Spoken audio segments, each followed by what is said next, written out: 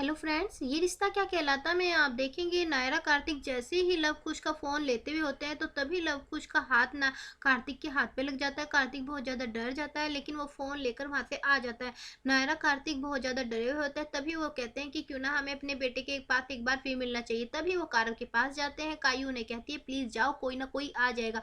तभी वो वहां से चले जाते हैं। जैसे ही घर पहुंचते हैं तो दादी माँ बोलती है कि तुम वहाँ पे गए थे ना गोइंका हाउस। तभी वो कहते हैं कि हाँ ओके, क्यों फिर जब तुम्हारा जाने का इतना मन करता है, अपने बच्चे से मिलने का मन करता है, तो क्यों लड़ रहे हो, जाके मिल लो ना उनसे।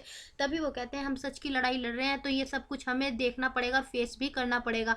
उधर जैसे ही सुबह हो जाती है गोइंका में सब लोग अपने अपने कामों में लगे हुए होते हैं। लव कुछ सोते हुए होते हैं। उनकी मोम कहती है उठ जाओ, थोड़ा सा डिसिप्लिन से रहा करो। तभी वो कहते हैं हम रात लेट सोए थे, अब हमें सोने दो। तभी वहाँ पे वकील आता है और बोलता है कि तुम देख रहे हो न्यूज़पेपर में क्या क्या छप रहा है। न्यूज़पेपर में बहुत कुछ छपा हुआ होता है कि गोइंका की फैमिली अलग हो रही है, अलग बेटे रह रहे हैं, पैसों के दबाव से एक लड़की के साथ कुछ भी कर सकते हैं। वो इस तरह की न्यूज़ देख देख के परेशान हो जाते हैं। तभी मतलब वकील होता है वो बोलता है कि तो मेरे पास एक प्लान है जिससे मतलब जल्दी ही केस सोल्व हो जाएगा और ये मीडिया वाले भी चुप हो जाएंगे। तभी वो कहते हैं कि क्या। तभी मतलब जो कार्तिक के पापा होते हैं कार्तिक को फोन करते हैं और कार्तिक को बताते हैं कि बेटा जरा तुम घर आ जाओ और चाहे भले ही अंदर मत आना, दहलीज पे ही बात कर लो। तभी वो मना कर देते हैं। फिर उसके बाद उनकी दादी माँ बोलती है नायरा की, बोलती है कि तुम्हें जाना चाहिए, जब तुम्हारे बड़े बुला रहे हैं, तुम्हारी इतनी जुबान चल गई है, तुम्हें जाना चाहिए। तभी वो वहाँ पे जाते हैं और वहाँ पे बैठ जाते हैं और बात करने लगते हैं फैमिली के बीच में। तभी वो मतलब बोलते हैं कि शुक्र है तुम आ तो गए बुलाने से। तभी वो कहते हैं कि भले ही हमारे रास्ते अलग हैं लेकिन हम हैं तो एक परिवार का हिस्सा। ये सुनकर जो कार्तिक के पापा होते हैं थोड़े से भावुक हो जाते हैं। नायरा बोलती है कि कारव कहाँ है। तभी वो कहते हैं कारव किसी पार्क में गया है क्योंकि वो तुम्हें देख के डर जाता है और फिर सोचता है कि तुम मुझे पुलिस के भिजवा दोगे। फायदा क्या है, वो डर जाएगा ना, वो स्कूल जा रहा है ना ही वो घर में इतना खेल पा रहा है क्योंकि वो तुम्हारी याद जो आ रही है उसे, और वो भी उस बात पे याद आ रही है कि तुम उसे पुलिस के पकड़वा दोगे। तभी वहाँ पे जो वकील होता है वो कहता है कि अपना केस रफा दफा करो फैमिली। तभी मतलब कार्तिक नायरा मना कर देते हैं और कहते हैं कि हमने तो वकील हायर भी कर लिया हो, क्या कौन लड़ेगा मेरे खिलाफ।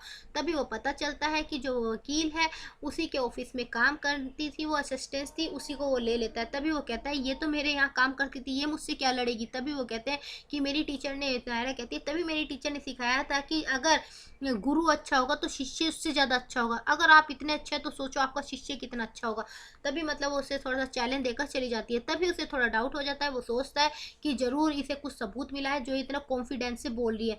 तभी वो वहाँ से चली जाती है। तभी वो कहता है कि इन्हें कुछ सबूत मिला है नायरा कार्तिक को जो इतना कॉन्फिडेंस से बोल लेते। तभी वहाँ पे जो कार्तिक के पापा होते हैं वो बोलते हैं कि सबूत तो तुम भी ढूंढो और हमें ये केस जल्दी खत्म चाहिए। वो क्या केस इतनी जल्दी खत्म नहीं होगा क्योंकि तुम्हारे बच्चे कोर्ट में घसीटना चाहते हैं और मीडिया इसे जितना मसाला लगाकर उछालेगी उतना ही ये उछलेगा। तभी वो वहाँ पे लव कुश आते हैं और बताते हैं कि हमारा तो फ़ोन ही चोरी हो गया, मिल ही नहीं रहा है। तभी वो वकील को डाउट हो जाता है कि फ़ोन नायरा कार्तिक चुरा कर ले गए हैं। उधर नायरा कार्तिक जो है मोबाइल का डाटा निकलवा रहे हैं, वो 95% हो जाता है। क्या पूरा 100% होने से पहले ही जो लव कुश का मतलब वकील है क्या उन्हें रोक देगा या फिर वो उसमें नाकाम रहेगा। वहीं पे एपिसोड खत्म हो जाता है। आगे दिखाते हैं तीनों कोर्ट में होते हैं और त्रिशा को कहती है नायरा की कुछ तो याद करो, अगर उस वक्त तुम्हारे साथ कुछ हुआ था, क्या पता तुम्हारे सामने और कुछ भी हो जो तुम्हें माइंड से निकल रहा हो, याद करो। तभी वो याद करती है कि एक बैलून वाला था, वो सब कुछ चीज़ देख रहा था। तभी वो कहती है उसे बैलून वाले को ढूंढना पड़ेगा, वही हमारा सबसे बड़ा सबूत बनेगा।